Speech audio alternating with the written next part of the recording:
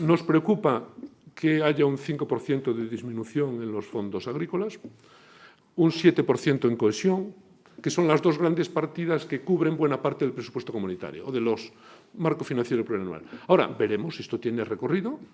Yo, en fin, como diputado gallego y español, pues lógicamente en estos meses pues procuraré, desde luego, conseguir contribuir a que este presupuesto, este marco financiero plurianual, si se aprueba a finales del año que viene, que ya lo veremos, porque ese es un tema complejo, y no sé si ese pronóstico optimista se cumplirá, pero yo, desde luego, pondré lo que sea necesario de mi parte para conseguir que estos presupuestos sean beneficiosos o no sean perjudiciales, desde luego, para Galicia. Sí. Cuando digáis algo. ¿Puedo empezar cuando quiera?